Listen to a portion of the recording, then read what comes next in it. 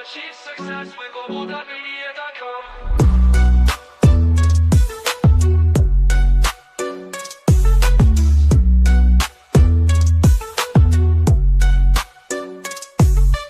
Every step forward is a new beat to your drum. Achieve success with Global.Media.com. Then celebrate it with or without champagne.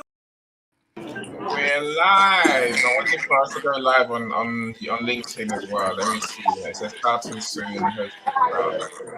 Yay! Live. Hey, Jan, welcome. I see you, my friend. Good day to you too. Glad you're here. Dr. Yvonne, how are you doing? I am doing great. How are you, Annie? I'm all right. I know. I'm slowly getting back to some sort of routine with my events. Yeah, so it's good to be. Of course, it's always good to be here. So it's good to come back to this. We haven't done this for a long time, right? I know. But we're back. Dr. Yvonne's back. That's an important thing. It's exciting being back.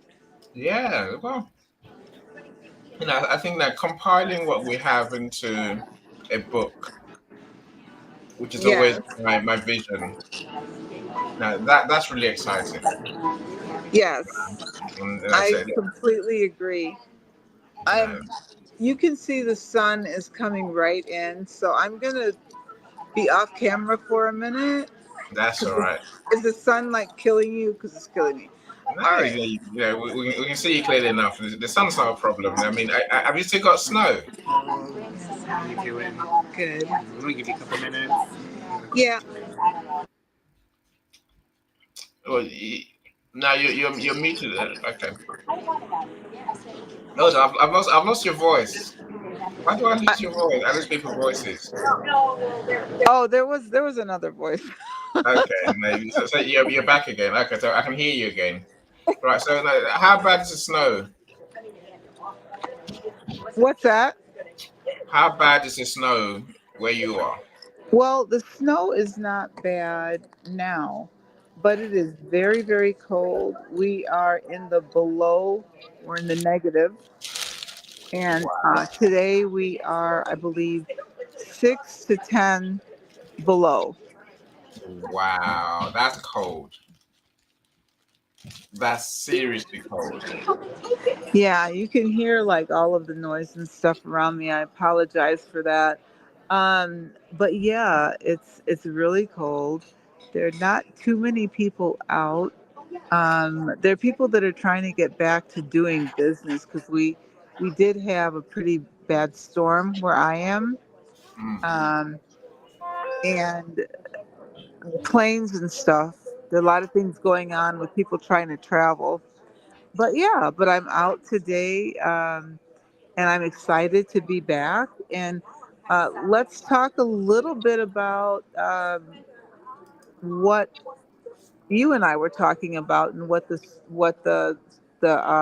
show is regarding today. So I'll let you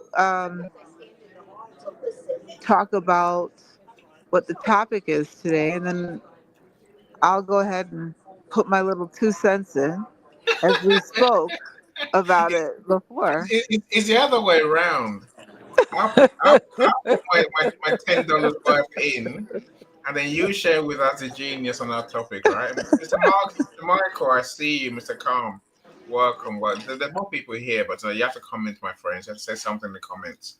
Otherwise, we don't know who it is. I can see there's people here, but I can't see who unless you say something in the comments. I can welcome you properly and thank you for being here.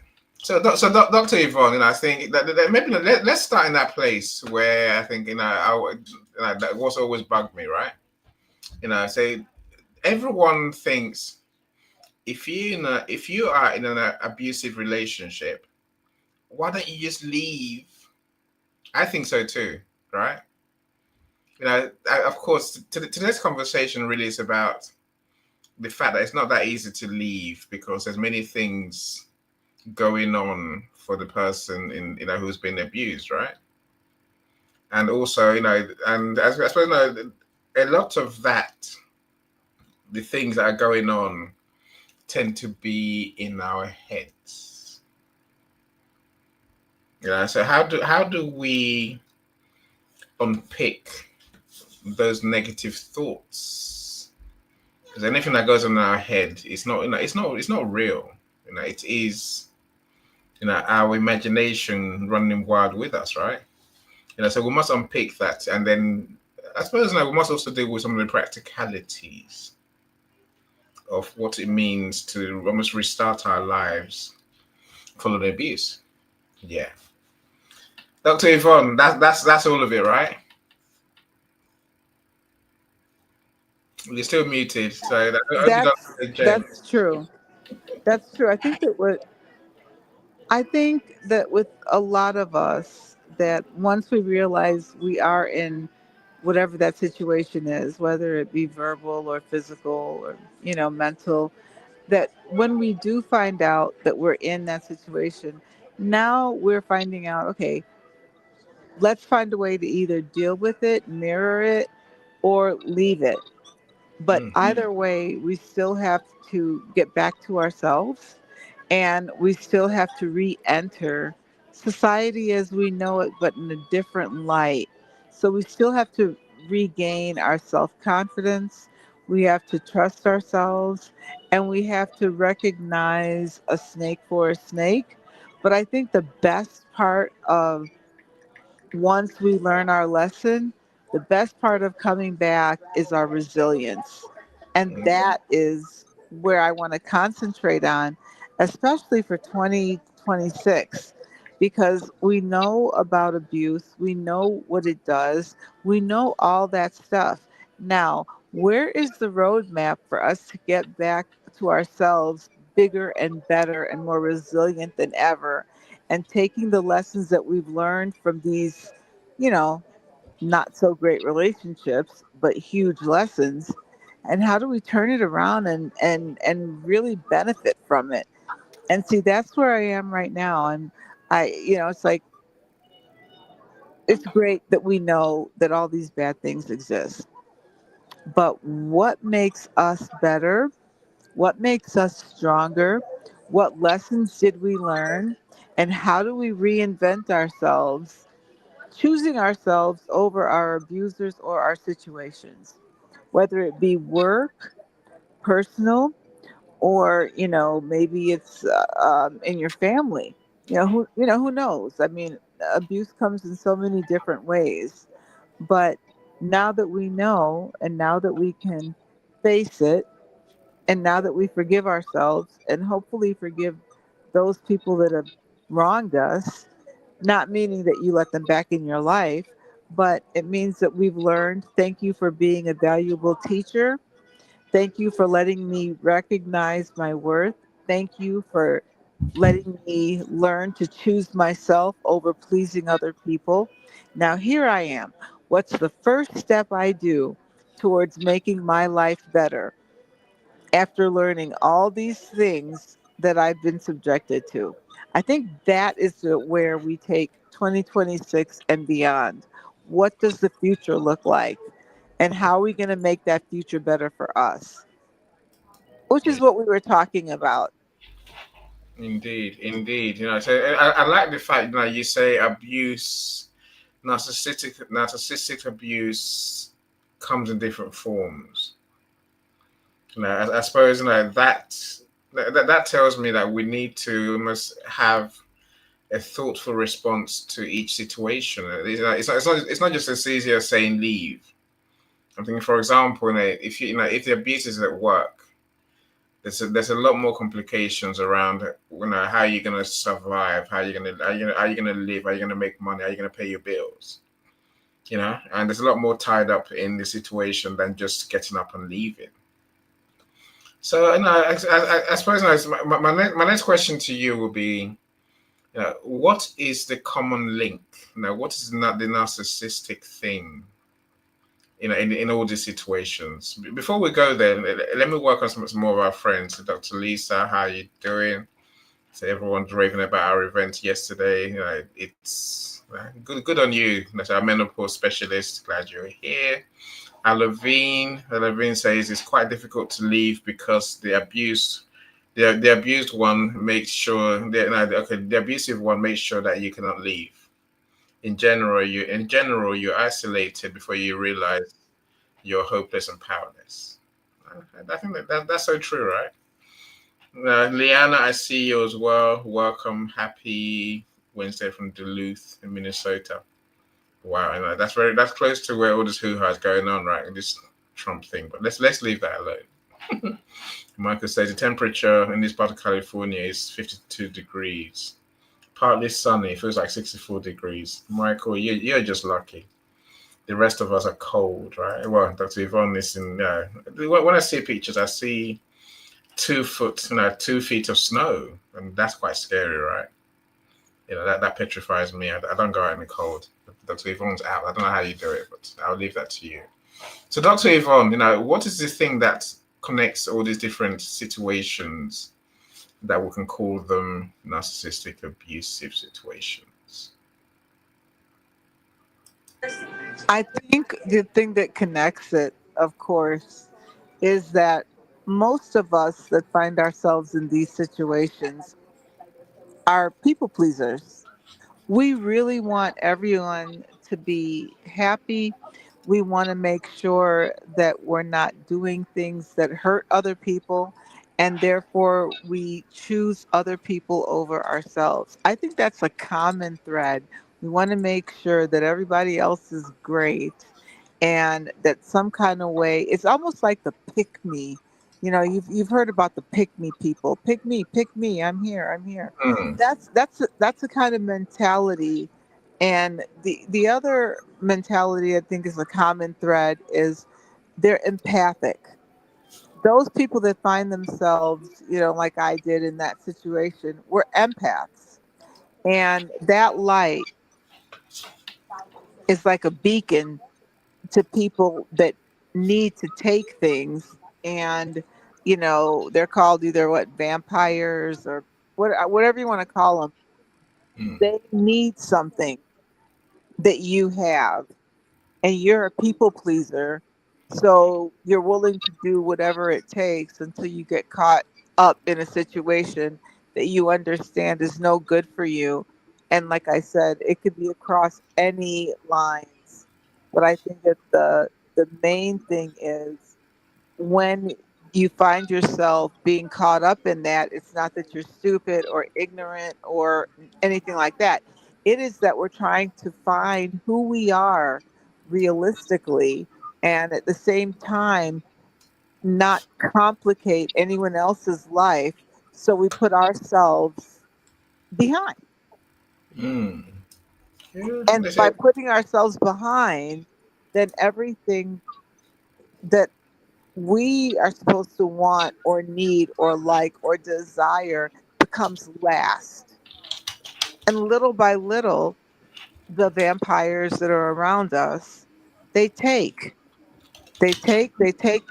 And when they think they've gotten enough, they go and look for another source while keeping you on the shelf.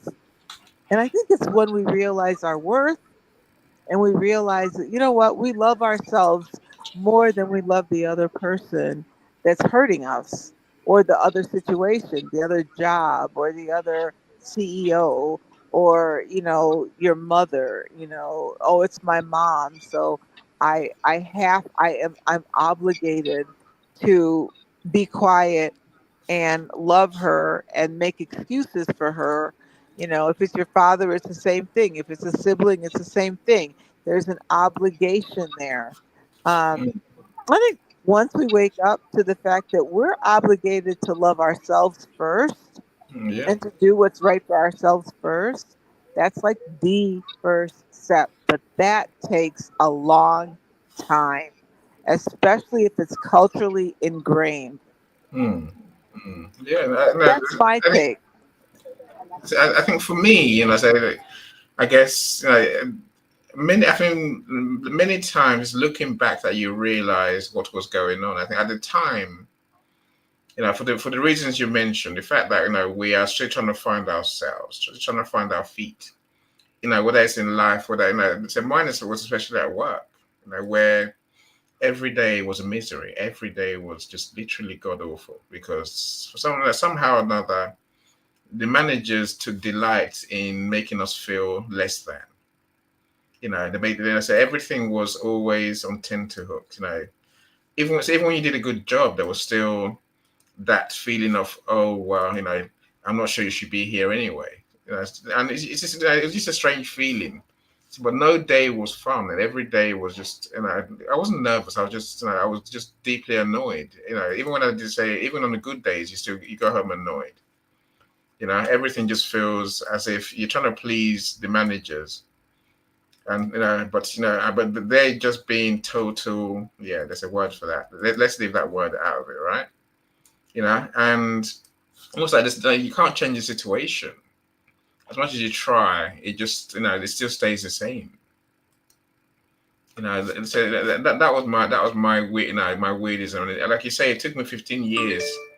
Not quite 15. Saying that. Okay, I suppose in the worst case, probably took me about 3 years to eventually have the resolve to say no more. I'm gonna have to find a way out of this place, come hell or high water. But even then, it still took me, say, a good while to make sure I was secure financially before I could walk away. Yeah, so it is all the things that you mentioned and more. And I suppose that the situations that we're talking about, people tend to get abused by crazy people, by narcissists. It's usually around. There's situations where we should feel good, where we should feel positive. Say in a relationship, certainly we should feel good, right? A relationship that makes us feel less than is almost, it's harmful to our health. Yeah. This is true. Annie, I'm about to switch um lines, so Okay. I'm getting ready to so I could put you more in my ear. Okay. So if I disappear, you can let me right back in. Okay. Yeah. Yeah. Yeah. Yeah. Yeah. Yeah. Yeah. Miss Yolanda, I see you. Welcome, welcome, welcome. So of course, Mr. Americo, how are you doing? Mr. Truth, Mr. Truth Sayer is what I call you now, Mr. Americo. And I love how you always try and share the truths about our community, about our friends, about how our world really works. I must spring, just refresh yourself.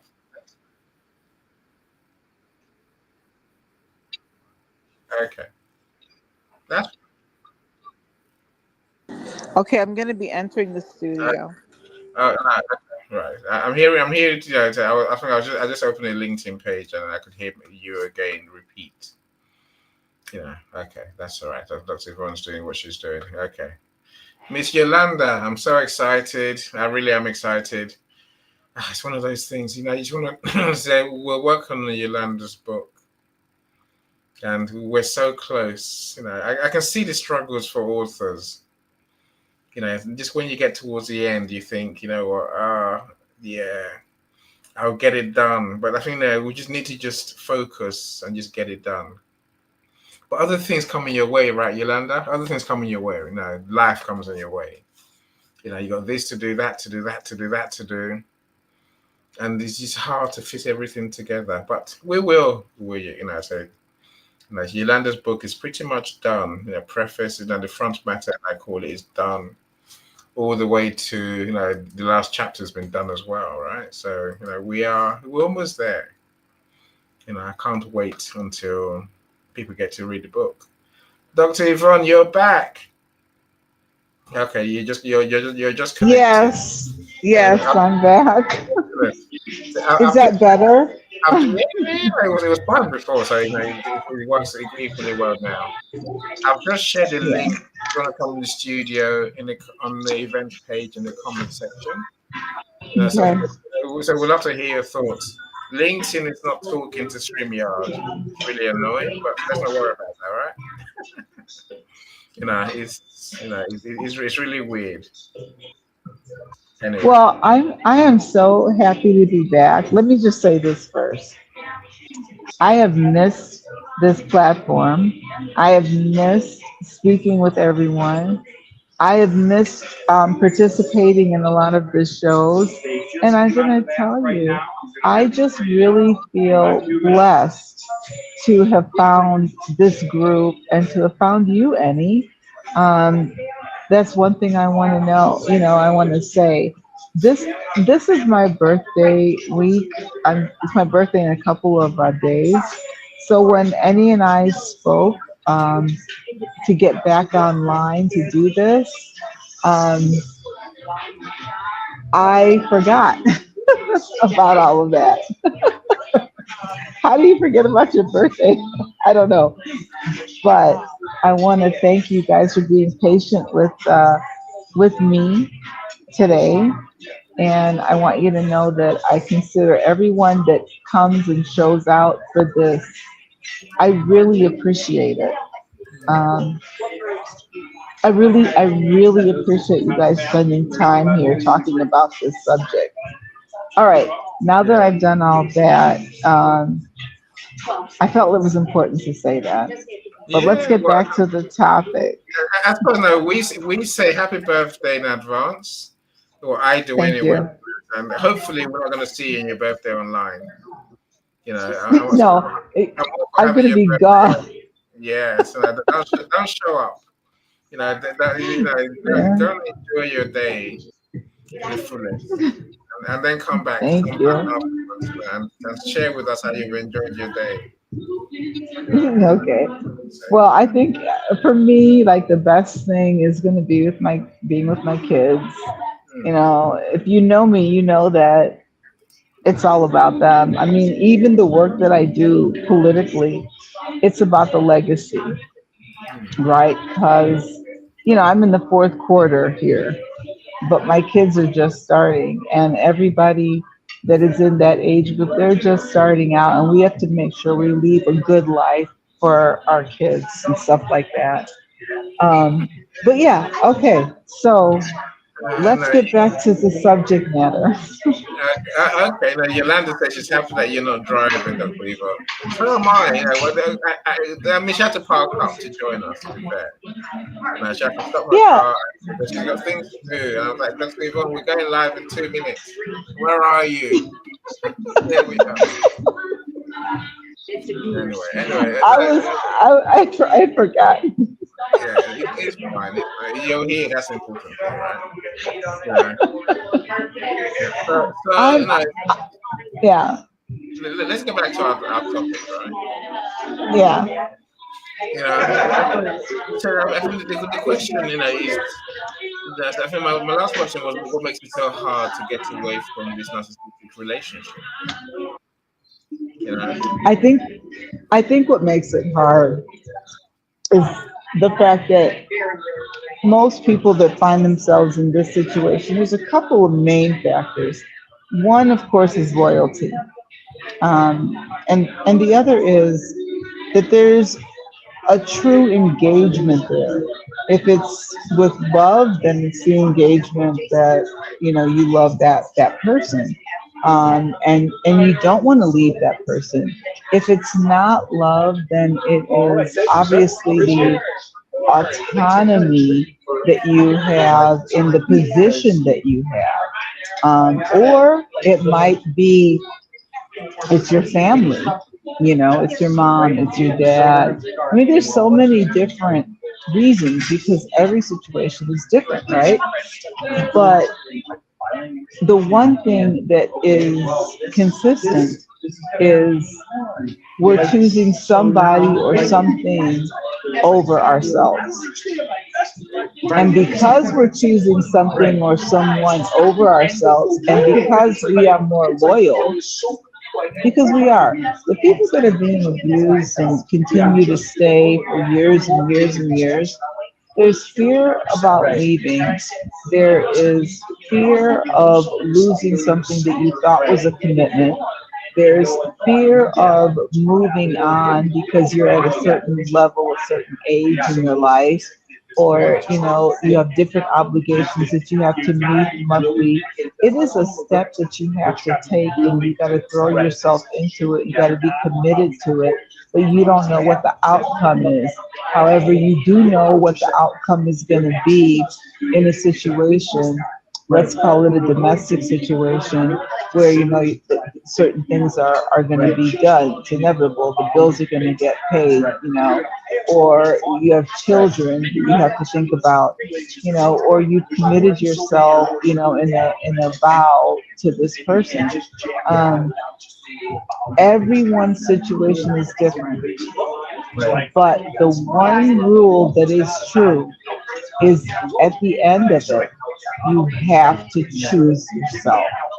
And that's why I want to continue to for 2026. I want to continue on how do we make it better for ourselves? Because we already know the negative part. Now, what's the positive part of it? How are we going to turn this around and make it so freaking positive that we look at that person or that situation that taught us that really valuable lesson and we say, okay, we're good. Thank you so much. I don't hate you or anything like that, but we're good. And with that being good, I can move on knowing that I did everything I was supposed to do to make this work the right way and not just work for one person, but work for all of us, or for me and you, or whoever the parties that are involved, for me, you, and the children, or for our team at work, or for our family. But the level of commitment to ourselves is what the major aspect of change is. And you have to you have to take that step to leave. And you can't be worried about what everybody else is saying. Oh, just leave, just leave. They're not in your position. They have no idea what you're really dealing with. They can stand on the outside and they can say whatever the heck they want to say.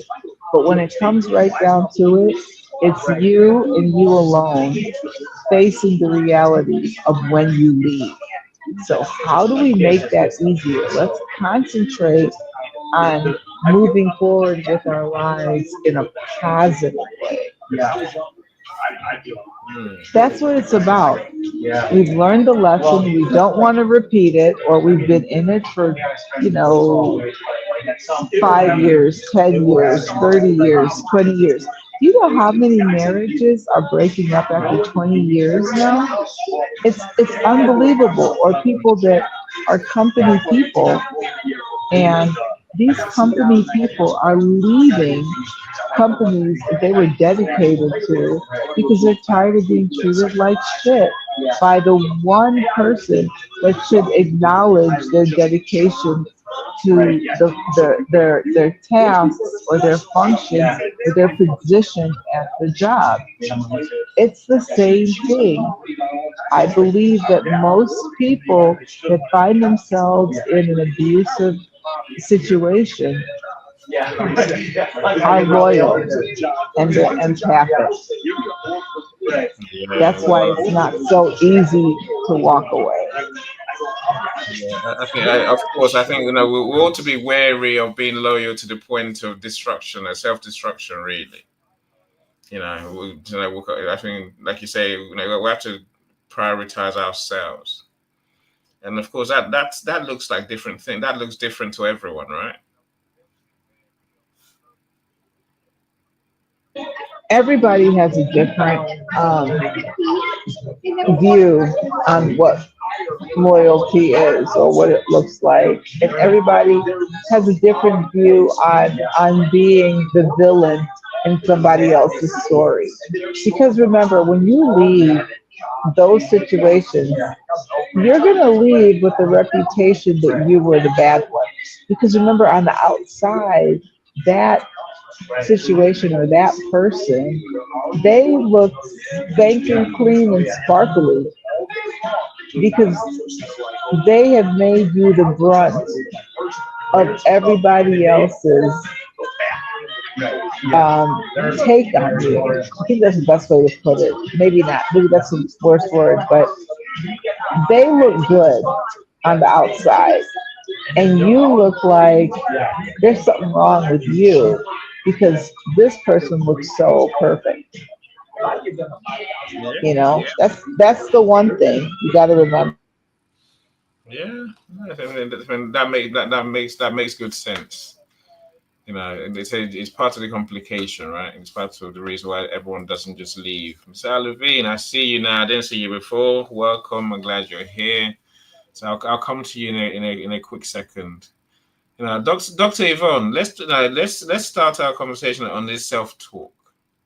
Like I said, initially in the introduction, it's our thoughts that ultimately, threaten to destroy us in these relationships, because we tend to have a self-image that's heavily distorted in the negative side, right?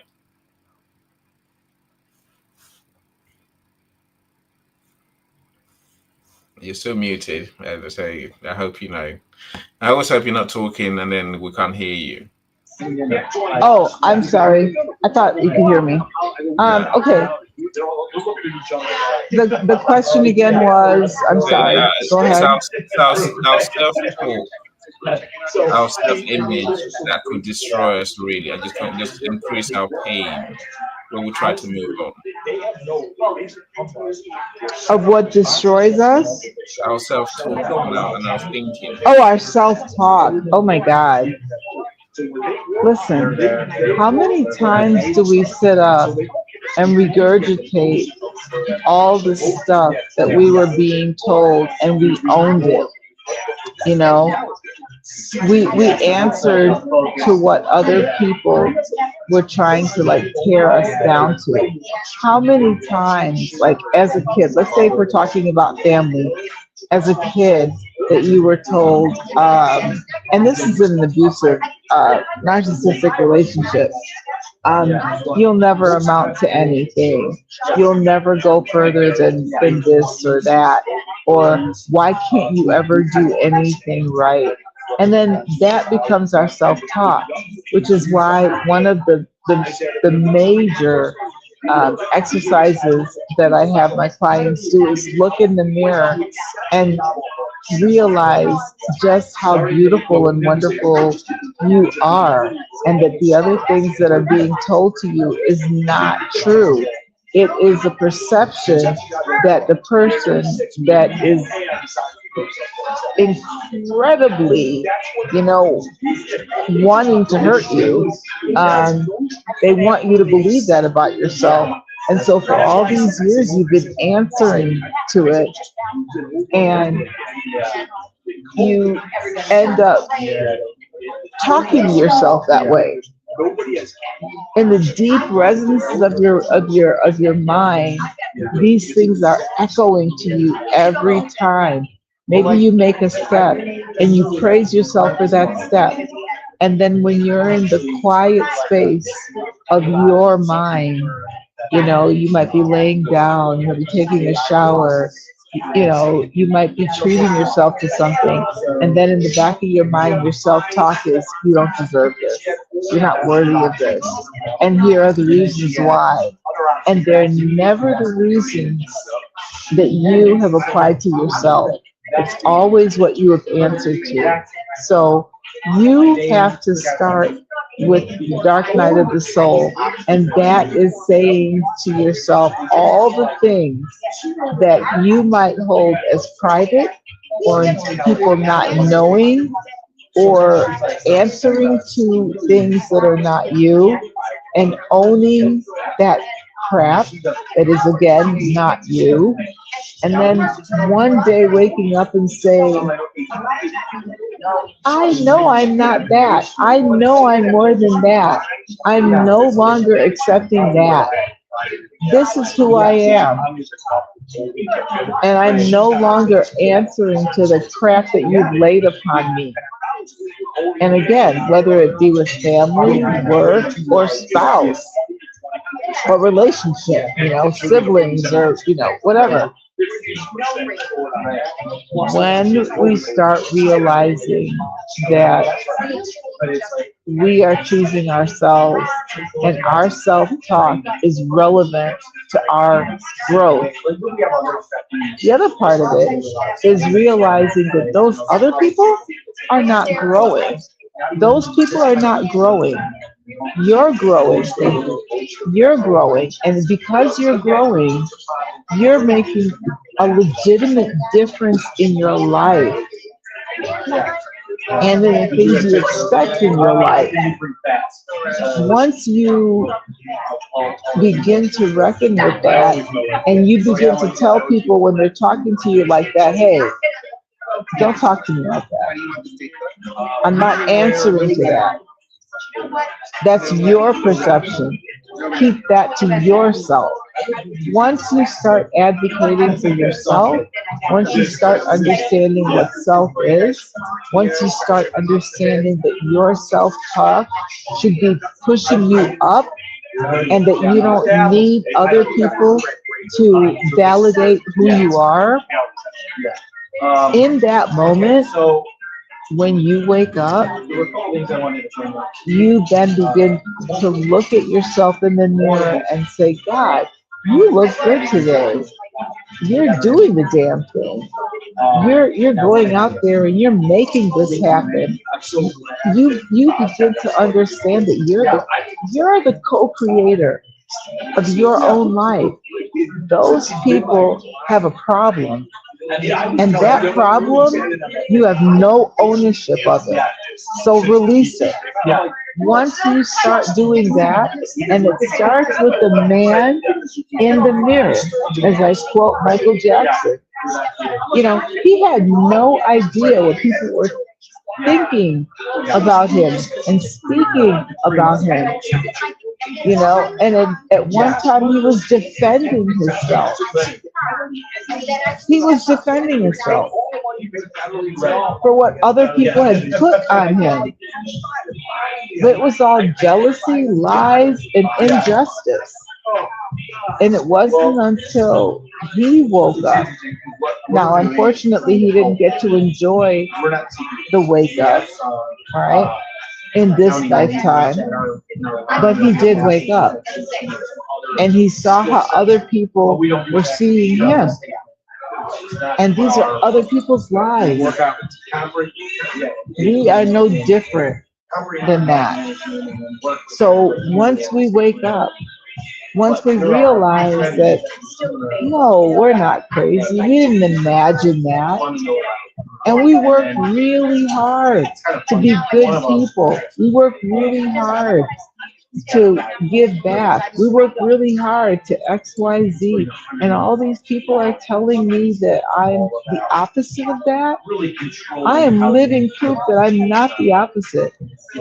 But now it's up to me to once again, what? Choose ourselves. That's when we can leave. That's when we can be secure. But the only reason why these people are doing this to us is because we allow it. And we allow it because we've allowed them to get in our head and they've become our self-talk. That is so true. So also what you're saying is so true. Again, I remember, a friend of mine told me, a couple of days ago, oh, you look really happy. Compared to the days gone by, they were in the same job that literally dragged me down. And that's probably the first time I really thought, I let them get to me. I let them tell me who I was. Now, like I said, no matter how well I worked, how hard I worked, how many kids I saved, what remarkable policies I created, I still left feeling less than. And it took me, maybe this is for everyone. I think, if you decide to leave, or when you decide to leave, often it is a leap into the dark. You don't know what's coming next. You don't know you're gonna make. You don't know you're gonna make it. But I suppose from my experience, I would say you will make it. Of course, you make it. As long as you're willing to truly prioritize you, and from there do the work on yourself. And change that thinking that you're not worthy.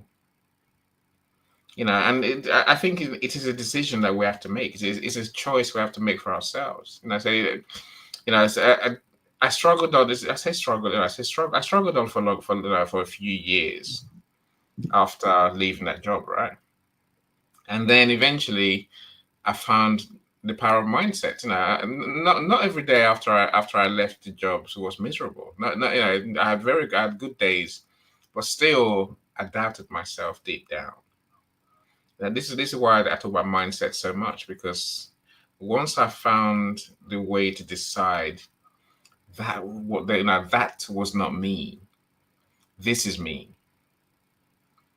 things just got better and better, right? Of course, there's still hard days, but ultimately, the day I made that choice not to play the role that they gave me was the day my life changed. And my life's still changing 10 years on, right? It's still changing 10 years on. I'm still working at it. But the joy is just, it's worth it. Is what I'm trying to say to everybody. It's really worth it. Yeah. Let's go. That's so interesting that you just said that, because my journey started 10 years ago as well. A lot of things changed for me 10 years ago. And there are times that I still get mad at myself because, when I got married, I mean, I never wanted to get married, never wanted children, never wanted any of that. I wanted to be a jet set lawyer, living, bi-coastally, and taking care of my nieces and nephews and stuff. They would be my surrogate children, basically, but not being tied down myself. And I truly fell in love. And, he was my own countryman too. He was Jamaican. I'd known him since I was 7 and he was 9. I just, I changed everything on a dime, and I was like, yeah, I want to marry this guy, and then I started looking at this stuff, like what my mom would say to me, and the way my sister would use me, like use my resources, use my time, use all those things, and I just allowed all of that. So it's interesting that you should say that, because you see, it's not just one. When you're empathic or when you're chosen, they all see the light. So the good people see the light, and the not so good people see the light. They all want to be in your energy. And because you don't use discernment the way you should use discernment, you allow them, due to who they are or who they're supposed to be in your life. So it's interesting you should say that. So yeah, so I've been on my journey too, but it's only now that I'm not ashamed to say any of this stuff, because none of it is a lie. And I'm going to help people. Whether it's them just hearing my testimony, or when we write the book, it's them reading the book, or maybe somebody stumbles upon, these discussions, and it strikes something, a chord in them. But some kind of way, our voices are going to help other people. And that right there touches me. It touches me, I think, in the biggest way. And I wouldn't be doing that or this if it wasn't for you, Annie. So, at least verbally, And then when we put this in print, it's funny because I am well known with a lot of senators and congressmen and state reps. in this country, and especially in my area, not just in Illinois. I'm honestly speaking several different states and countries. And I think that this has been the most important part of my development. This platform right here. And then when this book comes out, it's going to be huge. But it's surprising to me that even these women that have been through all of this, that I have actually helped, and not monetarily, I'm talking just counseling woman to woman. Because a lot of them, they were married to wealthy men. And when they chose to leave, or when the man chose to leave them, they were left with nothing. So they couldn't really pay me. All right. And I wasn't looking at them for payment. And now they're actually representing our country in expansive positions. But guess what? They don't want to write about it. Even by a nom de plume, they don't want to write about it. Why? Because their husbands are so wealthy and powerful here in the United States that other people would know exactly who was speaking, whether it was their name or not. So, wow. I guess that was just like a reckoning in my mind, honestly, because these people's stories are unbelievable, but they're not willing to write about it. And I think it's because of who they are. No, look, So, I think I hear you. You know, I think on the book side, well, it's you know, it can feel complicated, you know. Saying, but there's many things we can do to change the stories, to change, rather than writing what we call a life stories book, you know, a real life stories thing, you know. So we can, you know, turn it into a fictional book completely, right? You know, and but I suppose my complication, our complication, Dr. Yvonne, would then be who's going to front that story. You know, because now most books need someone. They need people to front the stories. Otherwise, it loses impact. If you know what I mean, right? I hope that makes sense. no, I'm going to write about my story. And anyone who wants to participate in giving a section or something like that, they're more than welcome. But I am going to write about the story because I'll tell you something. My dad died. Now it's been 5 years. You don't know about people until you experience an important death. Trust me, you don't know about people. And I would have never thought certain things would have happened because we're a Roman Catholic family with, you know, mass belief in what we were, the lies that we were told about religion. All right, so Roman Catholic. And I will tell you that now that I know the truth, whether people want to accept it or not, I don't care, but I know the truth. And it takes a lot to expose your family or people that were important to you, certain jobs, certain influences. It takes a lot. So if they don't want to talk about it, that's fine. I just have to rethink how I'm going to present it. But none of it is lies. And there are going to be so many people that will flock to buy the book, whether it be in private or whether they buy it outright. The stories are not going to change because they're the truth. That's just how I see it. And it could be.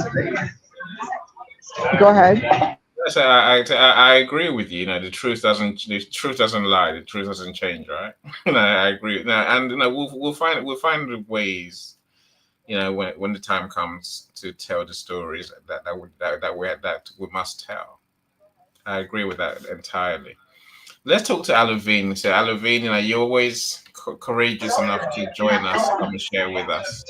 I love her. I love Yeah. her. Yeah, let's talk to her. Alavine, share with us. Welcome. So, you know, sorry to keep you waiting so long, but you know, your time is now, my friend. The mic is yours. Hello, hello. First of all, it's been a while. Happy New Year to all. I didn't wish that, so Happy New Year to you too, Dr. Yvonne. And about the topic, you know, since last year, because we met together last year, right?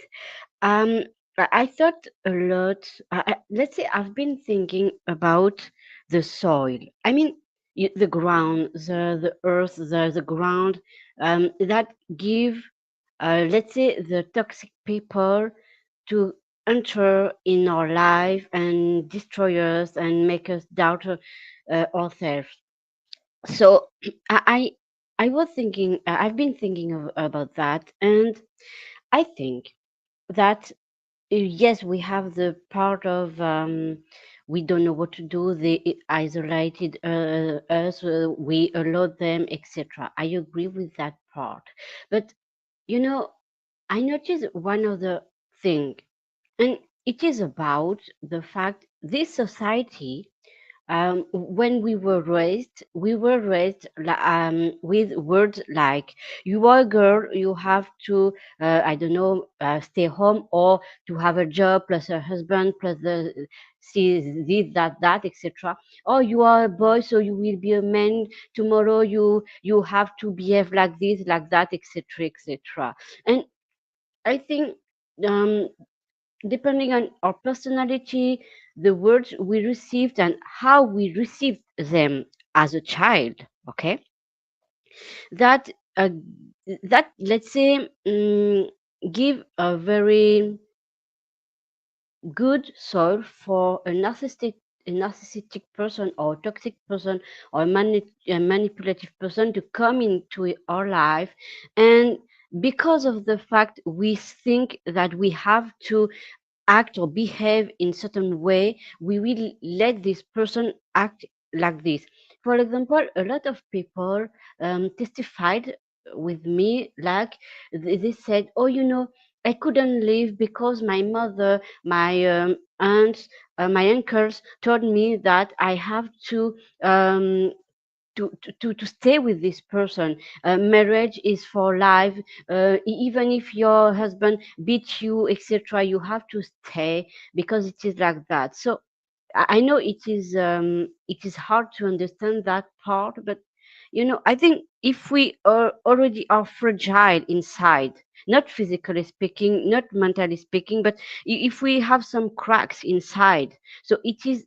I think it is easier for a manipulative person to come into our life to tell us, you know, you are not enough, and somehow, you know, these simple words will come into our heart, into our heart, into our head, because that will be maybe linked to something like, or you know, without a man, if you are a girl, right, if without a man you will be nothing. Oh, he's right. I'm not enough because if I can't keep him with me, if I can hold this marriage or whatever it is, I'm not enough. I'm not good. So their words will become our words, not because we believe them at the first place, but because of the, let's say, the pressure from the society or the pressure of the culture we are in. You know, because my mother said to me, you know, I stayed with your father because I didn't want to show my failure to others, and also because my mother, so my grandmother, right, told her that she has to stay here, to stay. She has to, how can I say that, um, to, to suffer with him, no matter what.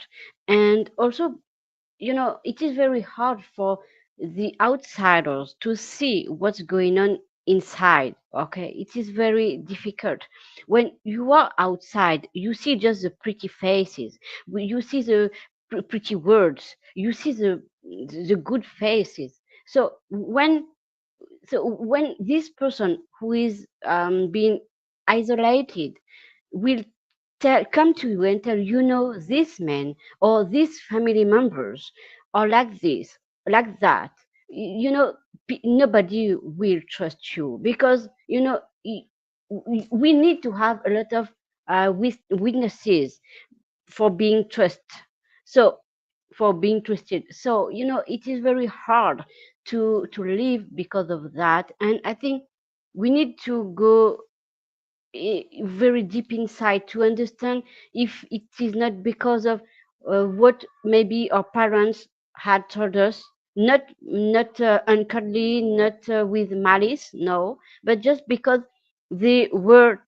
taught like that as well. So we need to check that. We need to check our feelings. We need to check everything from the bottom of the thing before we said, you are in, it is because you want it, or you just have to leave this person.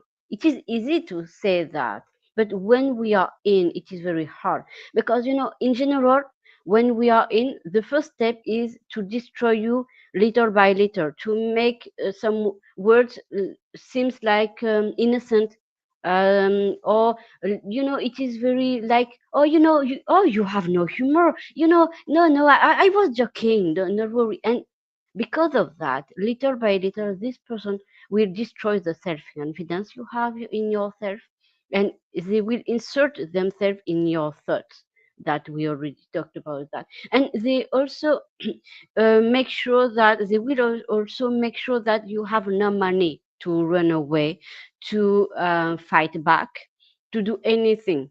And because of their pretty faces, plus your isolation, plus the fact you have nobody who trusts you, so it will be very hard to live.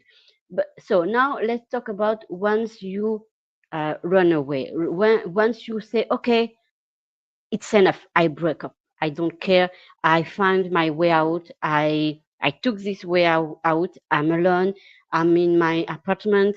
Um, so after that, you will have to fight against this inner voice, because it is not you, but because of the fact you heard that too much, it is you for a while. Okay, so you have to fight against this voice, these words again, and you also have to fight against this temptation to call this person back. Oh, I'm not enough, oh no, I can't do this, oh, how will I manage my money, oh, how will I handle this or that, these simple chores, or this or just taking a shower, or just maybe talking with a stranger. You will be a little bit paranoid. I know that, because when I left my ex, I was very paranoid. I lived in this paranoid stage. I was when I was talking with someone, even online. I was like, oh, maybe this person knows someone who knows my ex, or maybe my ex will be outside tomorrow. I was like that. I was really scared. So so after that, you have to understand that nobody is the same. Any is someone, he is unique, Dr. Yvonne is unique, etc. So we have our uniqueness, and it is very hard to rebuild our self-confidence, but little by little, by resisting the temptation to call back, by maybe seeing a professional if we need this, um, little by little, just by trying to do one little things at a time. For example, it could be, okay, I will take a shower every day, 2 days 2 day per two times per week per day, etc. Oh, today, this week I will try to eat at least one proper meal for a month, little by little. Oh, today I eat my meal, yes. Oh, today I took my 2 showers, whatever it is. About finances, because you don't know anymore how to handle your finances. It was my case. I was like, I don't know what to do. And okay, I said, okay, if you just can save €1 per day, it's okay. So I made sure that to do that. Oh yes, I did it.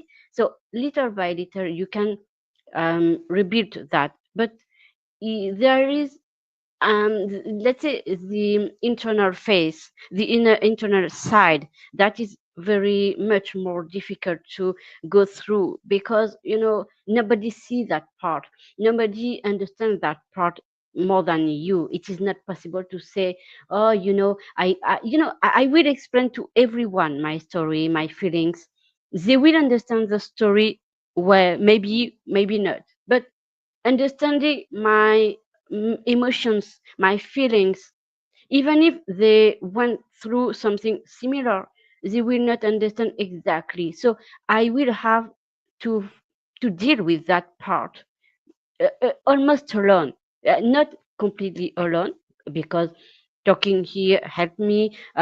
Maybe seeing a professional will help me. It is not a big deal, but some part would be, even if I try hard to explain, to share, it would be for myself. It would be my own responsibility to go beyond these fears, to go inside, deep inside, and it is like that. And also, someone told me one thing, and it is about a woman needs to make peace with her mother and her father, so more with her mother, in order to move on in life.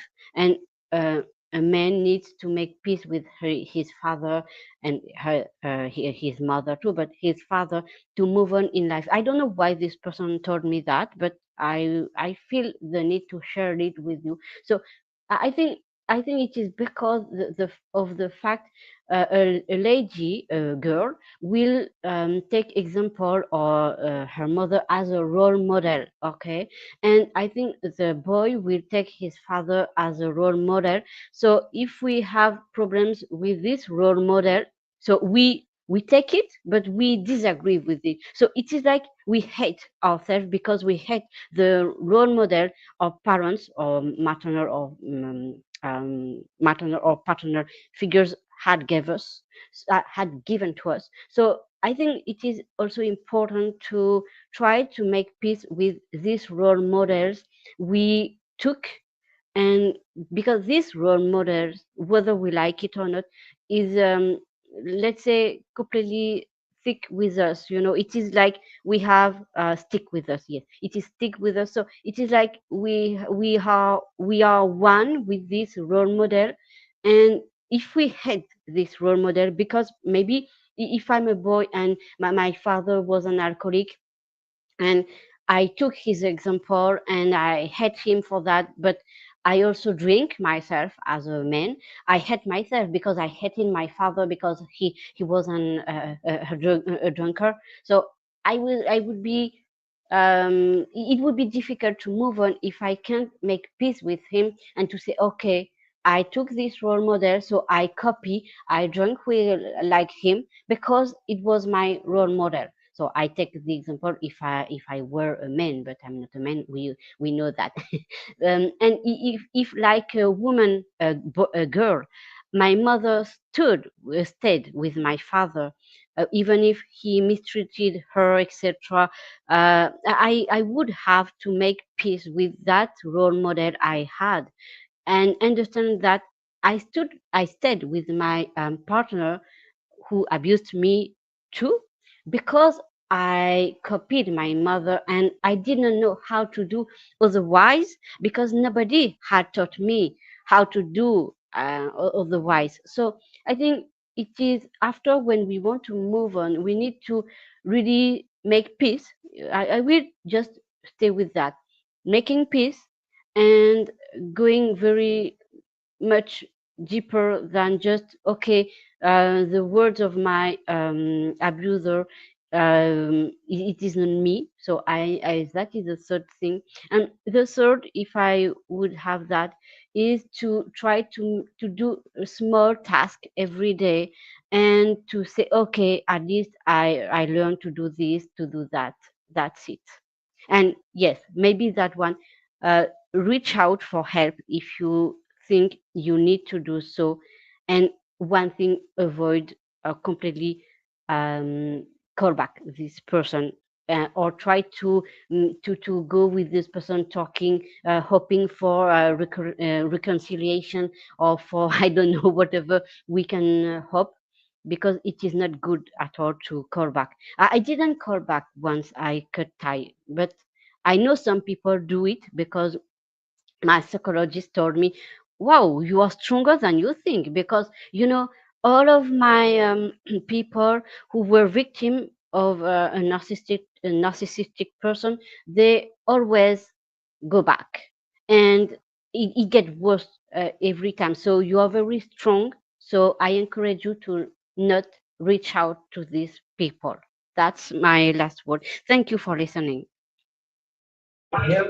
Wow, you're awesome, Elohim, because everything you said is right on point. Um, wow, and it's brave of you. I remember the first time I heard you speak, and you were saying that was the first time you had actually spoken out loud, and it was hard for you, and that you didn't expect that you were going to speak. And now you becoming an outward advocate, and I gotta give you your flowers on that, because that is such a brave part of you, and that's part of healing. And I just take my hat off to you, and you should be so proud of yourself. And I'm not in any way being condescending or anything like that. But I remember the first time you spoke, and that was like, I want to say it's almost a year ago. Probably not. I don't know. I never know time. I never know ages. I never know numbers. But I do know that the first time you spoke on this particular subject matter, you were so eloquent with it. And being from France and everything that you've been doing, or not France, but your whole background, I I admire you getting back up here and talking.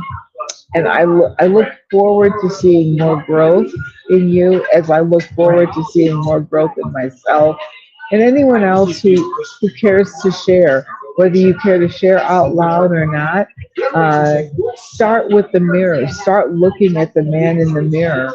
I can't believe of the references I'm making to Michael Jackson here, but obviously it's relevant. But thank you for that. And yes, the money is an imperative part of that, especially when you're in charge of other souls. But once you see the ability to move forward on your own, and you take that responsibility, and you take the knowledge that you know that you're not the person that they have made you out to be, but you're even better than that, which is what they're afraid of. They're afraid of the truth. Uh, and that's what makes you who you are. Thank you so much for sharing that with us. And don't stop. Don't stop. I started in 2017, and he just told us he started in 2017. Listen, we're winning. No matter what it looks like, we're winning. So thank you, Element. Thank you for that. You're welcome. It's a pleasure. I hope you will serve to everyone who would listen this live later, or maybe now. You're welcome. It's very important for me to share, to speak up, because I realize that silence just saves the betrayer, okay, the abuser, the person who is there to destroy others with their pretty faces, and it is that. And I would like to add something, if you don't mind, about writing a book. You know, I think about that. A lot of people, they are afraid to be found, to be fined, okay? Because I have this fear, to be honest. You know, um, by the end of the last year, Annie will correct me if it is not correct, okay? By the end of last year, Annie told me, why not writing about my life. And since then, I feel this fear to be seen, to be found by my ex, by his family, by the people who had helped him. Because, you know, one in the past, I was followed, not by him, but by people he just manipulated. And, you know, they dared stop me in the street, telling me that I was a bad person because I did bad, but they didn't know what's going on inside. And you know, I already have a title for the book. Only the result counts. So the title is there, but I'm afraid, because I'm afraid to be found by these people. I'm afraid that they would hurt me, or you know, I'm afraid that he found a way to let's say, to make me powerless again, and to make me feel worthless again. And you know, I know that is blocking my path a lot, because I'm really afraid. And you know, here in Reunion Island, it is a topic nobody talk about. It is a little bit taboo, and we don't have these resources we can find other, somewhere else. So I, I know my problem is that, because I'm still afraid by being fined, by being hurt back, or whatever it is. I know that. And so I think, for the people who don't want to write a book about what they lived, because they are, maybe it is because they are too afraid to be found, because maybe they are just starting to find maybe some balance, some peace, and they don't want to be, you know, maybe they don't want to lose this peace, or they are afraid, just afraid. And it is my theory, maybe I'm wrong for them, but I know for me it is a lot of fears about writing a book, because I will need to reach out to people. And I'm like, yes, but what if they know him? Wait, yes, but what if, because you know, lately I went to, so not just lately, but couple of times last year, I went to see my mother, and a lot of people who knew us, my ex and I, okay, they they didn't stop me, but I saw that the way they looked at me, I felt like maybe it is not over. Okay, so I know I have these fears, the fears that my mother could be attacked because of the fact I dared talking aloud in French, or maybe in Reunion Island, or maybe through a book. So maybe some people, they don't want to talk about, because they are too afraid. It maybe Let for me let me say this about bullies. Once you conquer the fear of a bully, because see, bullies are bullies because they hate themselves and they're afraid. So they seek out what they think is the weak link. You're no longer the weak link. You have taken precedence over your own life. You don't have to fear anything but fear itself. And you are not just existing anymore, you're resilient. Your power is within you. And when you found your words, you cut the head off of the snake. You have to understand where you are right now, Eloise, and it's not where you were, you should have no fear, because the truth that's in front of you is greater than any of the lies they've ever told. And when you stand up to your bully, that's the scariest thing for them, because then they have to recognize that you now know who exactly they are. And when those masks drop, there's no fear. There's no fear. And you make it possible for other people that are caught up in that situation, that are maybe 1 degree or 6 degree of separations from where you are right now. You're there. Now, the only person that has to understand that you're there is you. There's no more fear, because you are talking up and you've seen it. I agree, Dr. Eva. I agree. Everything you say, you're right. You know, to Alevine, seriously, Thank you. it's that idea of cutting the head off the snake. Literally, right? I think we live with these doubts, these fears. It's all in our mind, right? You're so much stronger than now that you've escaped the situation than you ever have been. And as you grow, the bully shrinks. Their Yes. inclination, it's not no, it's unlikely they're going to come back, because you're not in this sphere. They don't control you anymore. They haven't got the power over you. This is to everyone. Really, I'm saying, now you have your powers, like everyone just said. Live your power. Don't let that 1% of doubt or fear cross your mind. When it comes to getting that, banish it. It's not true.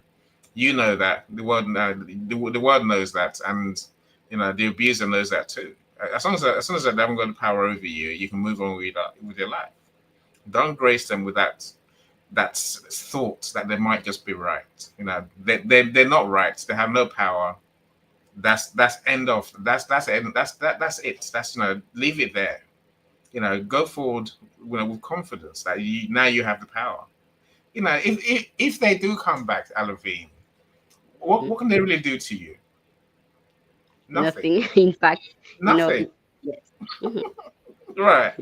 I think I live in that knowledge. I think we'll have to. Saying that we all know what it's like to have that one bit of that, 1% of doubt in your mind, right? That 1%, 10%. I'm saying, shrink it down to nothing. Literally, they are as pointless as they ever have been.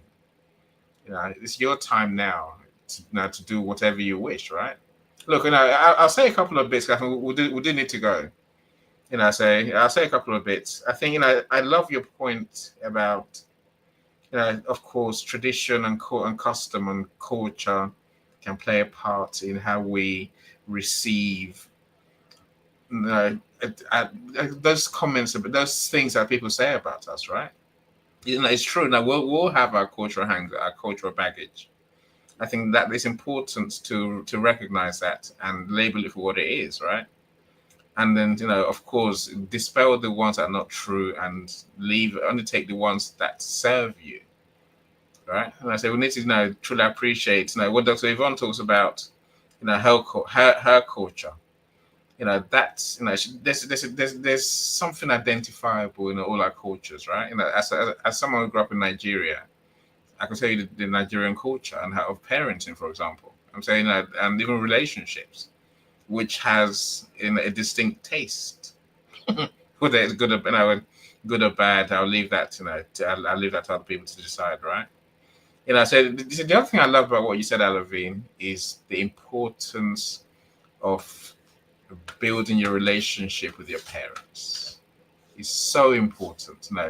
It's easy to ignore, but it's not. And it'll be a mistake. So I would say I'm reading a book right now. I have to go back to the beginning again, right? So I'm reading a book. It's called "It Begins with You: The 9 Hard Truths About Love That Will Change Your Life" by someone called Julian Turecki. Right, and in the book, one of our chapters is amazingly Yeah, you must make peace with your parents. There's something there, Halavine. There's something there. See, our relationship with our parents essentially colors our lives until the day we die. If we go blaming our parents for what's now for being evil, bad people, if we don't heal that relationship, basically, we end up in relationships where we're trying to either hide from our true selves or replicate what we think our parents should have been. It's a genuine mountain we have to climb, all of us. So I love that you made that point. So we have to rebuild those relationships. We must, otherwise we can't move on in life. That's my understanding from the book, anyway. And you just said it because again you have a truth that right. Look, so there's much we've learned today, my friends. So I like to keep my shows shorter these days.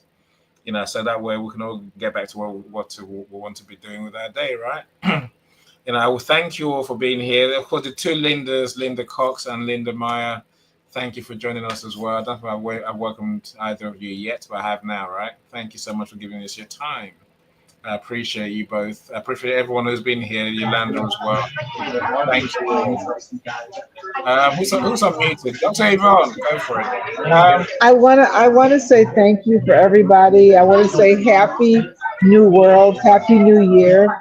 I want to say let's go ahead and make this not only the best year today, but moving forward. And I want us to make a dedication to ourselves. Everybody that's on this live, make a dedication to ourselves that there's no more looking back. We look back to remember the lessons, not to live in that time period. And I wanted to say thank you guys for picking up where we left off. I'm so blessed to have all of you and everything that we're all going through together. Thank you. Bless all of you. We say thank you. Thank you for sharing with us. Thank you for bringing this topic. That's of course, highly emotive, of course. And I thank you, Dr. Yvonne. So we appreciate you more than you probably realize, right? And I think we shared a good few points today. So let's be clear. I think the main thing I take away from today is it's a choice we have to make. How do we love ourselves? How do we reclaim ourselves? How do we truly get to be ourselves? That's number one, right? Now, from my side, the big thing I would say is there's power in finding your purpose. There's power in helping others, right? I think my joy, in case anyone's wondering why Annie is the way he is the fact that I found my real self comes from helping people. Maybe that's from and that's I think that's a strategy to reclaim your power, the strategy to find yourself, to find your love for yourself or your love for others. That's my biggie today that I want to leave you with. I say Alavine dropped many, but Dr. Yvonne, what's your big one in terms of changing the self-talk of ours? Alavine, I'm going to come to you after that.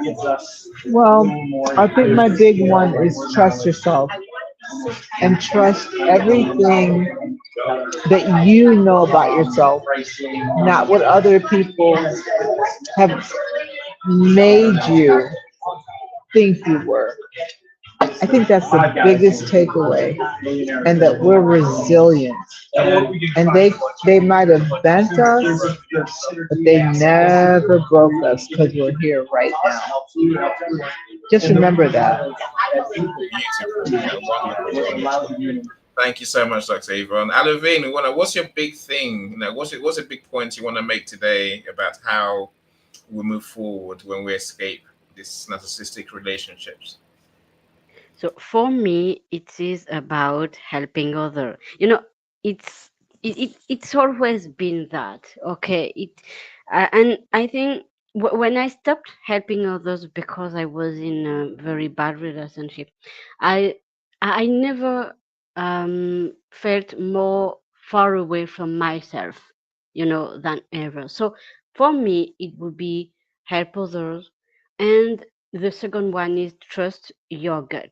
So for me, I need to trust my gut, to trust my emotion, my intuition. That is my two things I want to take for moving forward, because I felt I felt from the beginning it was something was off, and I didn't listen because I didn't trust myself. Because we live in a society where everyone said, you need to be practical. Intuition is, you can trust your intuition. So I didn't trust my gut, my intuition, but I felt something was very off, very bad with this guy, and I didn't follow it. So the two things for me is, I will finish with that.